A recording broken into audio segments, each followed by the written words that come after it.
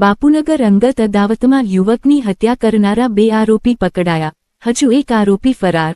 વિગતવાર જો વાત કરીએ તો અમદાવાદના બાપુનગરમાં જૂની અદાવતમાં રિક્ષાચાલક શુભમ કોરીની છરીના ઘા મારી હત્યા કરવાના ગુનામાં પોલીસે 2 આરોપીઓ વિજય રાજપૂત અને સુરેન્દ્રસિંહ ચૌહાણને ઝડપી લીધા છે, જ્યારે આકાશ રાઠોડ હજુ ફરાર છે। 1.5 મહિના અગાઉ શુભમનો વિજય અને આકાશ સાથે ઝઘડો થયો હતો। નાની બાબતના વિવાદની અદાવત મનમાં રાખીને ગત બુધવારે રાત્રે હીરાવાડી 4 રસ્તા પાસે 3 આરોપીએ શુભમને અટકાવી છરી વડે હુમલો કર્યો હતો।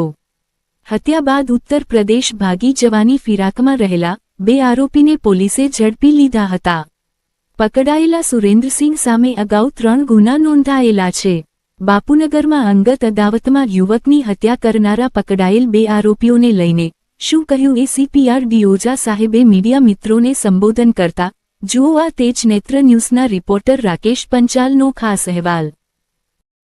ગઈ તારીખ 10/6/2026ના રોજ બાપુનગર હીરાવાડી 3 રસ્તા ખાતે શિવશક્તિ મંદિર પાસે આ કામના મરણ જનાર અને આરોપીઓ ત્યાં મળેલા અને એમના 2 મહિના પહેલા આરોપીઓ અને જે મરણ જનાર વચ્ચે બોલાચાલી ઝઘડો થયેલો એની અદાવત રાખી અને આ કામના આરોપીઓએ છરી વડે મરણ જનાર ઉપર હુમલો કરેલો અને ગળાના ભાગે તેમજ પેટના ભાગે અને પગના ભાગે છરી અને લાકડાથી હુમલો કરી અને ગંભીર ઈજાઓ કરેલી અને તેનું મોત નિપજાવેલું હતું। આ બાબતે બાપુનગર પોલીસ સ્ટેશનમાં ગુનો દાખલ થયેલો છે। બીએનએસની કલમ 103(1) તથા 54 હેઠળ ગુનો રજીસ્ટર કરવામાં આવેલો છે અને આ કામે કુલ 3 આરોપી છે, એમાં 2 આરોપીની ધરપકડ કરવામાં આવેલી છે અને 1 આરોપી પકડવાની તજવીજ હજુ ચાલુ છે।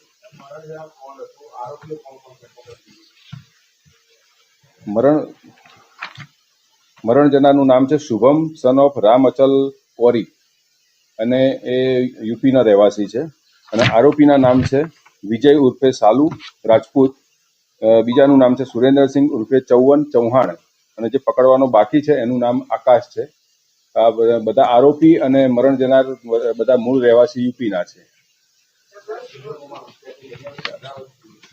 અદાવત એટલે આમ તો મિત્રો હતા, બધા રિક્ષા ચલાવવાનો ધંધો કરે છે, પણ 2 મહિના પહેલા કોઈ અગમ્ય કારણસર એમને બોલાચાલી થયેલી અને એની અદાવત રાખી અને હુમલો કરીને એનું મોત નિપજાવેલ છે।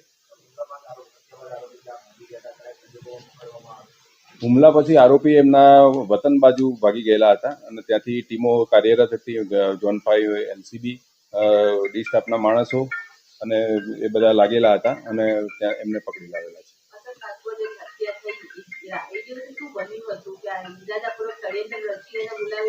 નહીં, એમાં એવું હતું કે મરણ જનારની બેઠક હતી, એ મંદિરે અવારનવાર બેસતો હતો અને આ જે આરોપી હતા ત્યાંથી રિક્ષા લઈને પસાર થતો હતો એટલે એ આને જોઈ ગયો એટલે એના મિત્રને બીજાને ત્યાંથી લઈ આવ્યો અને પછી એના ઉપર હુમલો કર્યો। હકીકત એવી છે।